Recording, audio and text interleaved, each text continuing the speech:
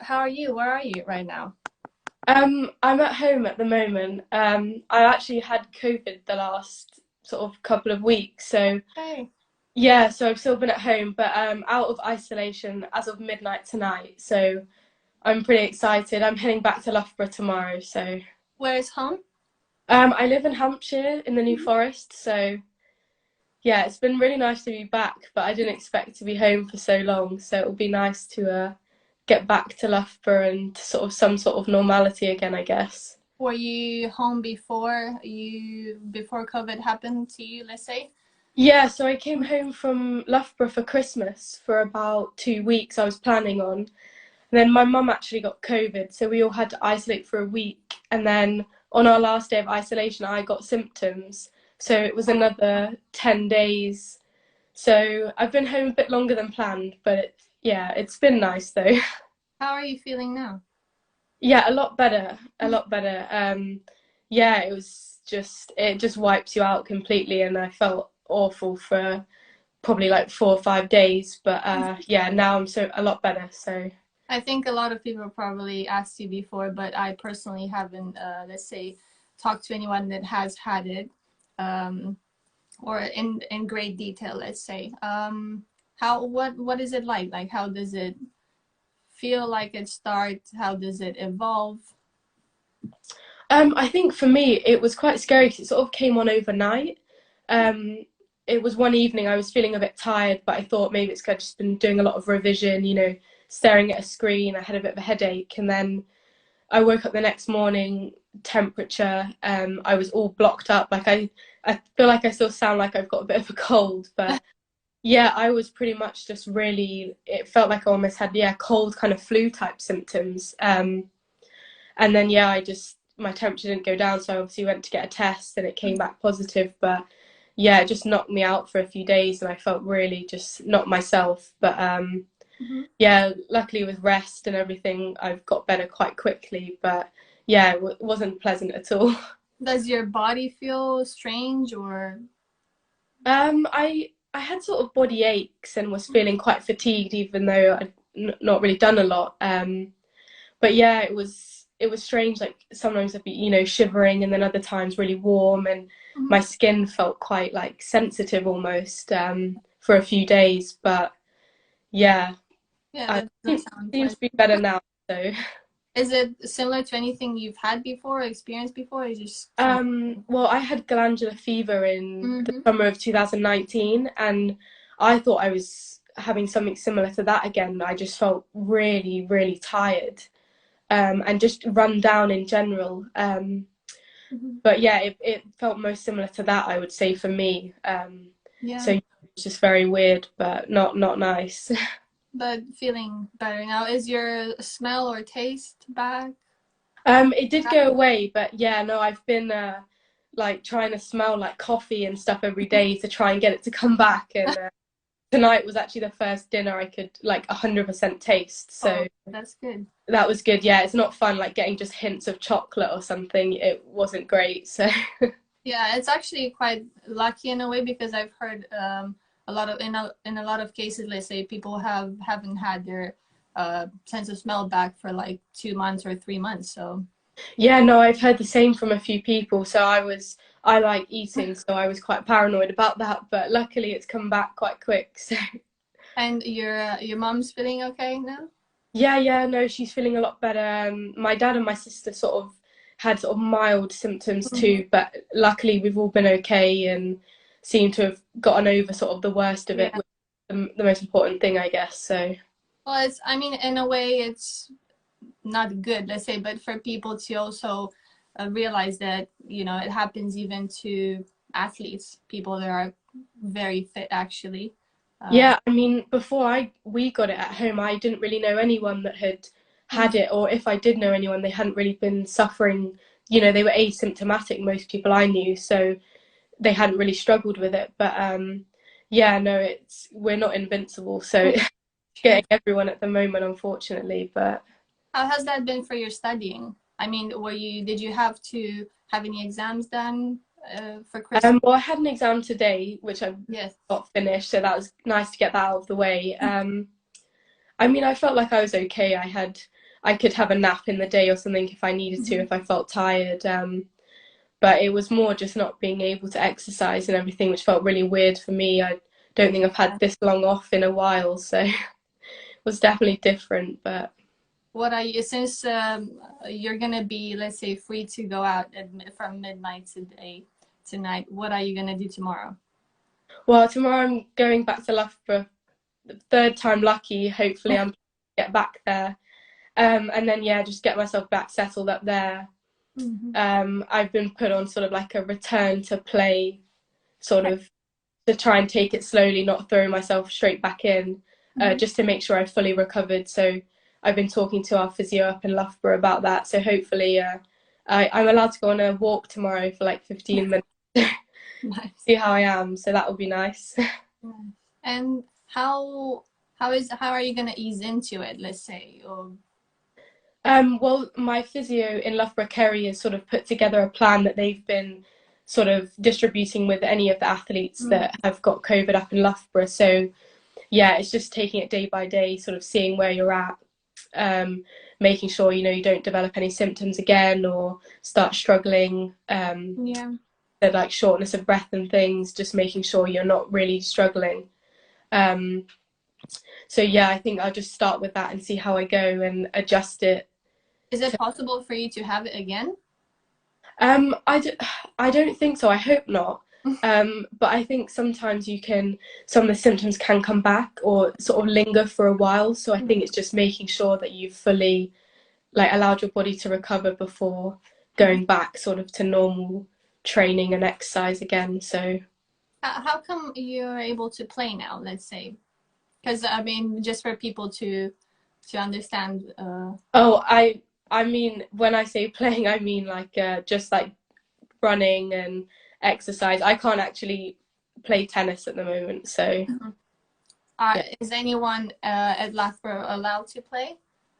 I think yeah, the National Academy players are allowed to still train because they're classed as their elite status. And I think there are a few of the players, our TAS player coaches have world rankings, so I think they're able to potentially access the courts. But there's not many of us that are able to, which is a bit of a shame, but hopefully it won't be too long before we can get back on court again. Yeah. Where did the previous two lockdowns caught you? The first one the first one was at home, and then the second one in November I stayed up at Loughborough because I still had uni lectures online and stuff like that. So was that easier? I think it was harder because we had to walk past the tennis centre most days, and you could see the courts, but we couldn't play. So that was almost like torture. But yeah, being at home, I don't have courts really near me, so I don't really get that temptation. So. And let's say go back a little bit to the start, to your career in tennis. When did you start playing? How come you chose tennis, or how did that happen? I was quite young when I first sort of started.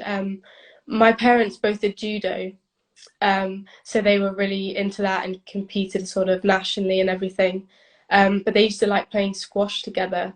So the story I'm told is that there was no small squash rackets they could find, so they found me a small tennis racket, and apparently when they were taking a break from their game, I would go and hit it against the wall, and my parents thought that I looked like I was okay, so they took me to a local park where there was a tennis camp going on, and I joined in and seemed to enjoy it, so I sort of carried on from there. But I always did a lot of other sports as well, so I don't think I used to love horse riding. Okay. I was always really into athletics. I played netball at school. I played football. So very sporty. Yeah, I loved playing everything. So yeah, I didn't really choose tennis until I was probably about 13. That's when I decided tennis was probably something I wanted to go forward with. But I still carried on doing athletics at the school, playing netball whenever I could, sort of fitting it around tennis really. So why did you choose tennis at that point? I'm not really sure. I think I think probably because I was probably the best at that, so I thought that was maybe my best chance at getting really good at something. But I don't know. I think I always just enjoyed it, and it suits my personality quite a lot. I think, and In what sense? I think because I'm a bit of a perfectionist, so I think that's I sort of enjoy the challenge of tennis, and Mm-hmm. because you can't really ever be perfect. So True. I think it always sort of challenges me like that. But yeah, no, I always just was seemed to be drawn to it a bit more than all the other sports. So I sort of decided I would try and carry that on and go forward with that a bit more. And was there a moment where you realized that it could potentially be, I mean, your job, let's say, or a career? Um, I think I like to think it would be, but I'm not sure if there was ever a moment when I really sort of thought this was it. I mean, I think, yeah, I can't really think of a specific point in time. I just sort of kept going with it and going with it and sort of just saw where it took me, really. What would you say your game style is? Because I Um, personally heard a lot. I mean, I haven't seen you play yeah, yet. Hopefully, that will happen soon. But I've heard that you do grind a lot. yeah, people say that a lot. I mean, I'm not very tall at all, so I don't have the height advantage, so I've got to sort of use other things. But yeah, I sort of pride myself, I guess, on sort of wearing people down and Mm-hmm. keeping them out there as long as I can. And yeah, I guess maybe like counter puncher or something I'd probably describe myself as. Okay. What would you, because I mean, I think there are quite a lot of players out there that maybe, let's say, they don't have the advantage of height, but Hmm. just for them not to get discouraged, what would you say that your advantages are, or what could they do as, being a player, not very tall player, let's say?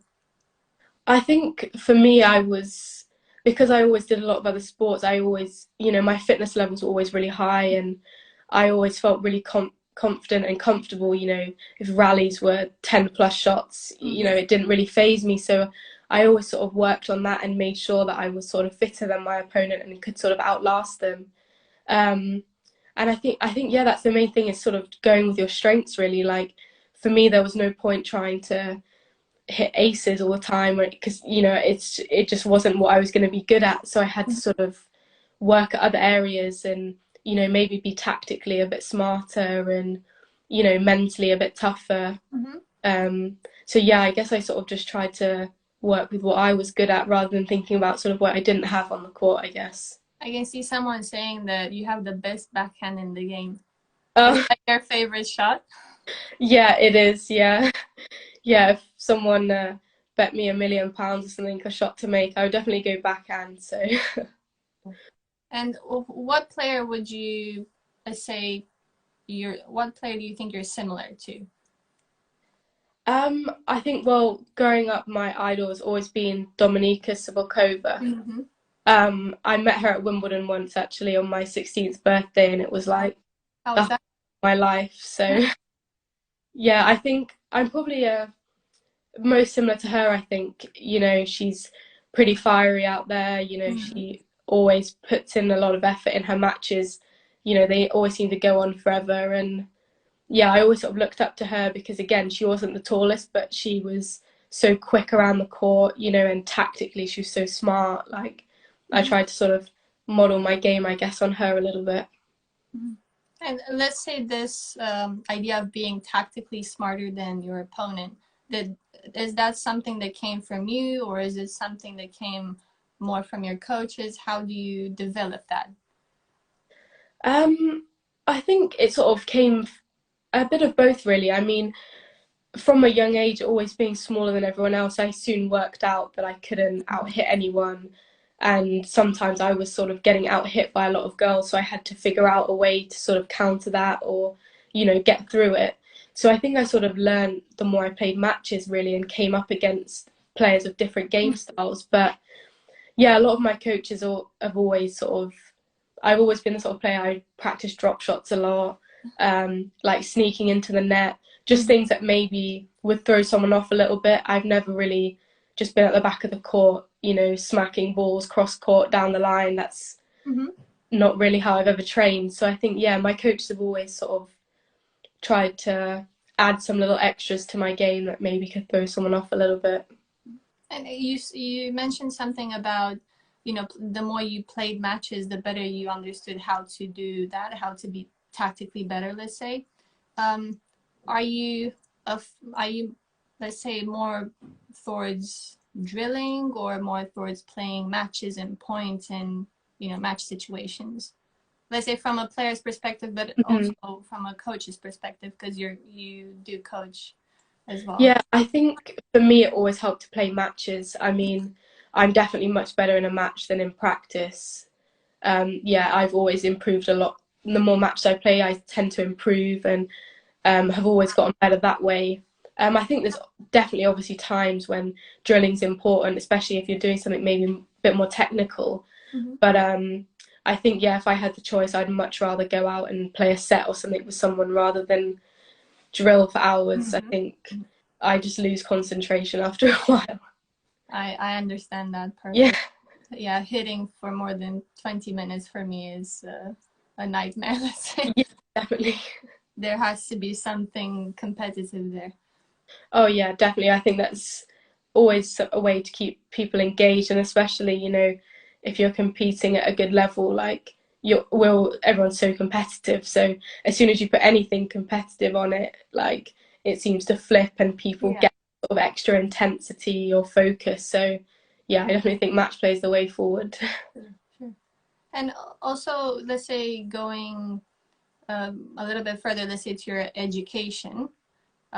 You've studied both in the States and now you're studying here. What made you choose the, you know, let's say going to the States and studying there and then kind of coming back and studying here? I think for me, I'd always sort of had it in my head that I wanted to go to America.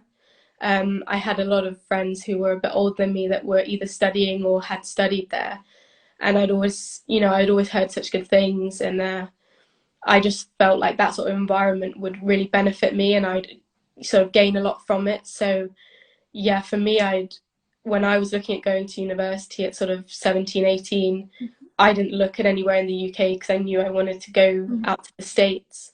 And also like with the scholarships that we can get, it just seemed like a bit of a no-brainer to me, really.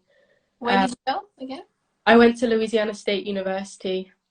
Mm-hmm. Yeah, I was How was repping the whole, still. okay, representing? Yeah, always, yeah. How was it? How was the whole experience? Um, yeah, I mean, it was amazing. Like, if I could go back and do it again, I 100% would. I actually went when I just turned 17, so I was quite young when I first went out there, which was a bit of a shock, sort of my first year. Right. I still remember when my dad left me, and I thought, oh my gosh, I'm gonna have to cook for myself and do my own washing. Mm-hmm. And yeah, I remember when he left to go to the airport, I just thought, oh my, I'm so far away from everyone now. But no, How it long was a would great. you say it took you to kind of adjust to that new life? Uh, I think probably till the end of my first semester. I think once I come home at Christmas, when I then went back out in January, I think I felt a lot more confident, that I would be able to sort of survive. But I do remember my first week eating out at restaurants every day. I didn't buy any groceries or anything. And let's say, looking back at it now, what would you say are, let's say, three, four things or a few things that you really feel like, um, you know, help you mature and become who you are today, let's say, as a player, but also as a person after studying there? Yeah, I mean, for me as a person, I think just going and living in America, a completely different country, a different culture. I think, I had to grow up quite quickly, really, when I was over there. Even even things like, being able to cook for yourself and all, do your own laundry, like, you don't want to get to the point where you've got no clothes at the end of the week. So, you've got to be organized and everything. And I think that really helped me. In terms of tennis, definitely the amount of matches you play. I mean, I always say I don't think I necessarily improved how I hit the ball, Mm-hmm. but I just became so much better at playing matches. I understood how I played tennis better, and yeah, I've just always felt that that was a massive positive for me mentally, Mm-hmm. especially when I then went on to play on the tour for a few years. I think that having all those matches and that experience under my belt helped so much. How do you think that helped you, let's say, on the tour?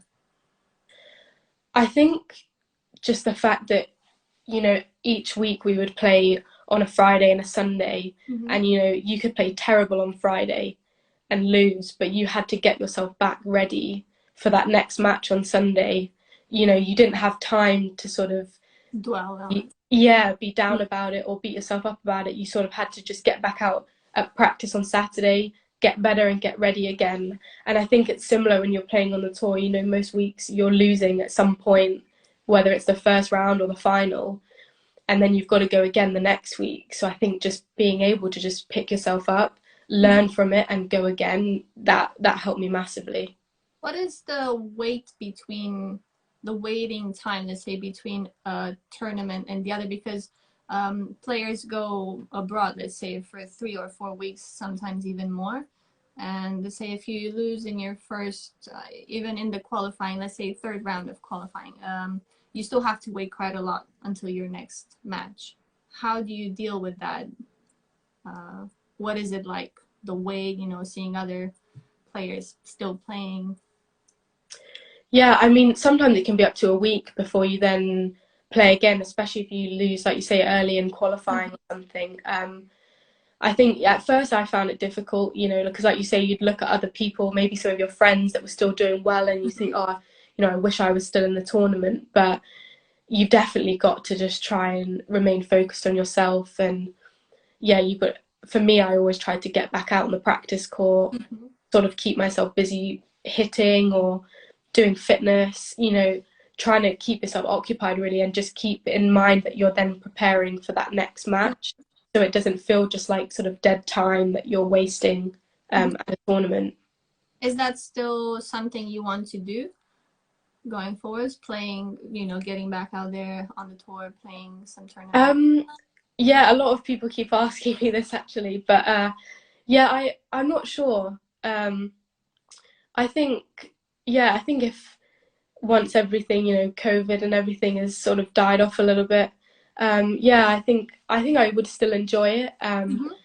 But I'm not sort of closing off, you know, my options really. So it would be great if I could get back to it, but if there were other opportunities Mm-hmm. in other areas that, you know, I thought would be good for me and I'd be really wanting to do, then yeah, Mm-hmm. I'm still not really sure where I'm at with it. But Was there a moment when you just, kind of realized that you wanted to slow down in that sense? not really. For me, actually, it was when I had glandular fever.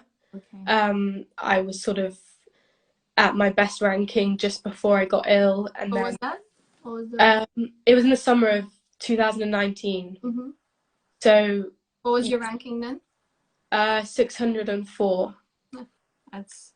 So yeah, yeah. So I was, you know, I felt like I was playing really well. I was at my best ranking I'd been, and going into the grass court season, which I actually really enjoy. And I never thought it would be my sort of surface, but I always seem to play quite well on it. So yeah, I was really looking forward to going into those tournaments, especially the ones in the UK, and defending some of my points. And I got ill in like the May time, I think it was, just before. Yeah, big. So I missed all that season. I lost all of my ranking points, and it took me a long time sort of recover from it. And that's why I actually started my masters at Loughborough, Mm-hmm. Okay. because I was speaking to the coach at Loughborough and just saying to him, I was like, I don't know what I'm going to do, you know. And he said, well, have you ever thought about doing a masters? You know, you can play on the uni team here and train and sort of build yourself back up. And I'd been previously training at Loughborough, so you know I had a great relationship with the coach, all the players. You know, it was such a good atmosphere. I loved it up there, so that's how I sort of ended up doing my masters and playing for the team there. So What are you studying? I'm studying strength and conditioning. Okay. So That's. yeah, Is it something you would maybe consider doing after finishing your master's alongside yeah, of teaching or?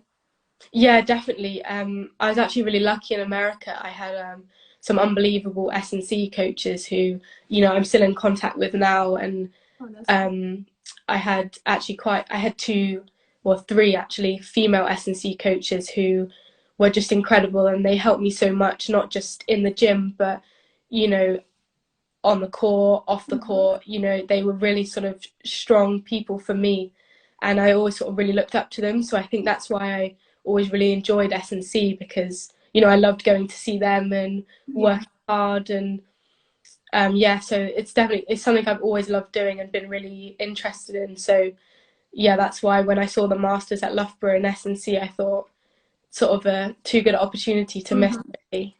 And when did the coaching start for you? Because you're coaching as well at the moment, right? Well, I haven't been at recently, but I was in 2018 to 2019. I was the TAS player coach at Loughborough. Okay. So I was helping support the university team. So I mainly worked with the women's teams at Loughborough. So yeah, like on match days, I'd be on the bench with them, traveling with them to their matches, which Mm-hmm. was great. But also, I missed being on a team so much. So yeah, when I could do my masters and then be on the team, not the one Mm-hmm. on the bench, it was so good. Will you still be doing some coaching now, or once you get back, or Yeah, hopefully. is it Yeah, something you want to pursue, maybe? yeah, I've done my coaching exams. I've gone up to my level 3 coaching. So yeah, no, it's definitely something I really enjoy doing. And on match days up at Loughborough, I will still, if someone wants me down on their court, like I love being part of that and being able to help someone, improve and sort of Mhm. achieve what they want to achieve. So yeah, it'd definitely be something I'd be really interested in going forward. What is it like being a coach now after, you know, having played for so long, and what's the difference? Like, or how do you see this job, the coaching job, now that you Yeah. kind of understand a little bit better? I think I didn't realize sometimes how difficult players can be. I feel sorry for some of my coaches that had to deal with me when I was having a strop or something on court. Um, I think it's helped me as a coach having played, because you do sort of have, I guess that sympathy or empathy Mm-hmm. with the players sometimes, because you know how hard it is. And if there are days, especially uni students, if you've had a long day of lectures or exams, having done it myself and been through it, I can understand that some days you are just Not you there. know yeah, struggling and tired. So yeah, I think for me that's been the main thing, is I can sort of transfer, I guess, what I've learned Mm-hmm. through playing, and then take it forward with me in coaching others and sort of trying to help them as they go through their sort of tennis journey, I guess. Mm-hmm. And do you, let's say, understand the game a little bit better now from having had, both experiences in a way, or are Yeah, there parts of the game that you understand better now? yeah. I mean, I think actually when I first started the task player coach role up at Loughborough, when I'd be watching some of the matches with Tom Kiesel, who's the head coach at Loughborough, you see things so differently, Mm-hmm. from watching the game. Like what? Um, he would just pick up on certain things, even with someone's body language, Mm-hmm. shot choice, or he would say things like, "Did you notice she hit all her serves down the tee in that game?" And until you're sort of taking a step back and watching, you don't really necessarily, as a player, sometimes I wouldn't notice things like that. Mm-hmm. But I think then going back into playing, having done some coaching, Yeah. I'm so much more aware of those things. But from having those sort of conversations with him on the sidelines, Yeah. yeah, I think it just made me more aware and almost more focused on little things like that were going on in the match. It's I mean, it's good to hear that you're also into coaching now, more, because there are not a lot of female tennis coaches out there. Um, I don't know. Do you have any thoughts on that? Like why there aren't as many women or female tennis coaches, or is it more difficult to become a coach if you're a woman, let's say, or yeah? Again, I've been quite lucky. Like I've always been surrounded by actually quite a lot of female coaches. My coach in America, Julia Sell, um, yeah, she was great. You know, I really enjoyed my time there with her. Um, I think they've always been quite strong women, you know, the coaches that I've had, and I think I've never really thought they were any disadvantage or anything to any of the guy coaches out there. Mm-hmm. Yeah, I don't know. I guess maybe I take some of that forward with me and sort of just, I guess, just try and be confident. You know, we know, especially the women's game, I guess, better having played it and a part of it. So, yeah, I don't know. I think I've just always had quite good experiences with female coaches. So I guess I've not really noticed a difference Mm-hmm. so much. But Have you noticed a difference between how tennis is played in the women's game, let's say, between the States and here, maybe? um, yeah, a little bit. I mean, in the States, it was very sort of outcome oriented, I guess. I mean, Mm-hmm. there was a lot of emphasis on where we finished and winning matches. Um, I guess over here I found it maybe a little more like individualized and Mm-hmm. maybe more towards developing your game. Um, but yeah, I don't see massive differences in terms of like the level. You know, I've always thought that maybe the level in the UK wasn't as good as in the States, but having played last year, you know, I played against girls who'd had world rankings, who'd been in the US as well, you know, and even a lot of the British girls that are now choosing to go to the UK unis instead of maybe to America, you know, I feel like each year the level is just getting better and better. So Mm-hmm. yeah, I think both pathways are great for getting, you know, wherever you want to go with tennis, really. You're, let's say, part of the Middlesex team, and you've been part of it for quite some time now. Yeah. Played a lot of matches. How is it different playing, let's say, for a uni team, than playing for a county team? Are they similar? Are they different? I What do think you enjoy more? I don't know. I mean, I love playing for Middlesex. I mean, all the girls I get on so well with. County week is always the best week of the year by far. Um, I think at the moment on our team, it's more similar to playing in the States, just because Mm-hmm. we've got a lot of girls that are either still there or have played at college and come back. Yeah, So I like to think we're always the loudest. I think we are. Yeah. Yeah, we're always great at supporting each other. We always bring a lot of energy. Um, so I think, yeah, for in terms of the Middlesex team, it's definitely like playing in the US Mm-hmm. for sure.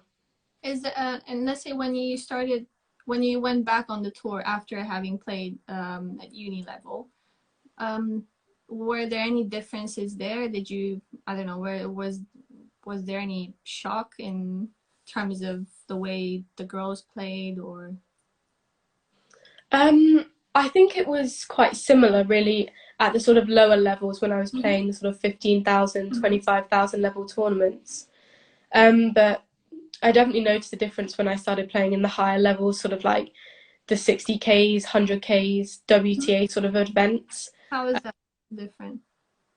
It, I always say it's the pace in which the girls play. Mm-hmm. They never look rushed. I mean, Okay. they just look so calm playing at that level, and I always felt so frantic and, Mm-hmm. you know, a step too far away from the ball or not quite there. Whereas those girls always looked in control. They never looked out of position or anything. Why do you think it's that? I mean, does it have to do with their training, maybe their physical? I think it's more to do with the sort of the exposure they've had at that level. I think, you know, the more you play at a certain level, you then, you know, you get accustomed and get used to it. So I think for a lot of the girls that I definitely played against in the higher tournaments, you know, they were older than me. You know, they'd probably been playing at their level a few more years, so they definitely were more comfortable I was more sort of rabbit in the headlights, scurrying around. But definitely, that again, the more I played at that level, I did start to get more and more comfortable, and yeah, I didn't feel the jump in the level, I guess, as much Mm-hmm. as before. How did you get over that, stage where you felt like you were a rabbit in the headlights? Because I mean, understand what you're saying because that has happened to me. I've played, let's say, at a higher level, and I just felt like I was chasing the ball all the time. Like I was not really very in control or very, very stable. But how do you get over that feeling, and the panic? I think, I mean, for me initially, I struggled with that in some matches, and it would take me maybe a set to Mm-hmm. sort of settle down, which at that level, it's too late. Yeah. The girls are so on it that they don't, if they give you a small window, you have to take it. But again, I think it was just the more I played at that level, I got to a point where I thought, well, I'm going to have to, go for it and really put myself out here in this match because I'll lose anyway otherwise. Mm-hmm. So I almost got to the point where I was like, well, this is it. I'm going to have to go for it. Because if I don't, I know I'll lose anyway. So I may as well go out there and sort of really put pressure on them and try and do what the best I could do, rather than sometimes sitting back and thinking, oh, I feel nervous or I hope they make a mistake, rather than going out and trying to, win the match for myself. Yeah. And going a bit from that, let's say, what would you tell your 15-year-old self about playing and tennis in general? What advice would you give yourself? Or even let's say younger girls that you might be coaching or you will coach in the future. I think the main thing for me was always confidence. And I think that's probably the main thing I would say, is just to be confident in yourself. I mean, some people worry about maybe coming across as arrogant, but Mm-hmm. I think you can definitely be confident without being arrogant or cocky. But I think definitely, yeah, feeling confident and just knowing that you're gonna give your best out there, and sort of being okay with that. And I always try to think I'll leave everything I can out on the court, and then whatever happens, I might be good enough on the day or I might not. But I think, yeah, that's the main thing, is just be confident and not to be afraid to sort of put yourself out there. I mean, the worst that can happen is you lose, and a new tournament soon comes around and someone else is lost, and Mm-hmm. it's like that every week in tennis. So True. Yeah, I mean, you have to lose quite a lot to yeah. to be able to start winning and actually learn Yeah, definitely. from what you've been through. And I think quite a lot of people, let's say maybe club players, and even juniors, don't realize that you have to lose quite a lot. And Yeah. even the really, like, the top players now, they have lost quite a lot in their early stages in a way. Yeah, like you say, I think, it's the only way you can learn, really. If you keep winning, you don't always learn so much, Mm-hmm. because I'm sure most people are like me. If you win, you just think, yep, I've won, good, move on to the next one. Mm-hmm. Whereas when you lose, that's when you really sort of go into it and think how and why, and you start breaking it down a bit more. But yeah, I think, yeah, losing is just part of it, really. But I mean, when you win, you don't really actually ask yourself, oh, how did I do that? Or yeah, normally it's just, yes, I've won, move on to the next match. You yeah. don't tend to think about it too much. And what's happening, let's say, this year for you, or what's next for you? When do you finish your masters?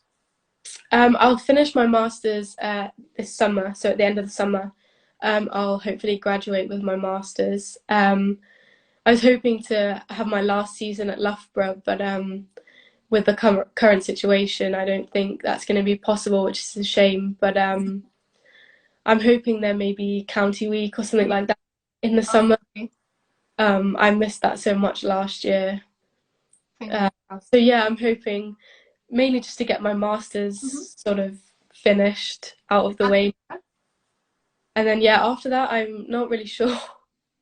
I I mean, you probably can need really to. make plans now, right? Yeah, I probably need to start thinking about it, but at the moment it doesn't seem much point because everything seems to be changing every week. So Yeah. yeah, I'll just sort of see where it takes me, I guess, and yeah, go from there, I guess. Cool. Well, I think we're gonna maybe try and finish there, but Yeah. also with if it's okay with you, with a round of quick fire questions, if that's fine. Oh, okay, yeah. Yeah. Yeah. So, we'll just start with your number one strength as a player. My speed. Speed. Your favorite shot, Backhand. serving or receiving. Receiving. Favorite food. Pizza. Favorite sport to watch live. Basketball. Favorite sport apart from tennis to play. Golf. Favorite city. London. Biggest fear. Probably spiders. Yeah, I'm tuning into that one. By plane or by train? By plane. Favorite film? Coach Carter. Favorite book? I have to admit I don't really read, so Or a favorite podcast or a go-to podcast? I like the Peter Crouch podcast actually. And favorite board game? Chess. Yes. Wow. Nice. Have you Yeah. watched Queen's Gambit? Yeah, this is how I got into it. I'm not very good at all, but I'm trying to learn, so that's my latest thing. Good. I think they're saying that the number of people, I mean, the number of chessboards that people have bought in the last few months has gone up quite a lot. Yeah, I asked for one for Christmas, so I'm one of those people. Who do you play with? Well, I was playing with my dad at home, but he's quite good, so I've been struggling there. But I'm hoping maybe I can challenge some of my teammates up at Loughborough at some point when we're able to. Well, thank you very much. No problem. Thank you so much Thank you for doing this, and glad to hear you're feeling a lot better now. Yes, thank you. Yeah, definitely on the mend. And hopefully you will be able to go to Loughborough tomorrow. Yeah, fingers crossed. I'm hoping third time lucky I'll make it. Yeah, and good luck with the Masters and everything, and hopefully we'll see each other for the county week in the summer. Yeah, I hope so. Looking forward. Honestly, that's the 1 week I just want to go ahead so badly. Yeah. Thank you. No problem. Thank you so much. Bye. Bye. Thank you. Bye.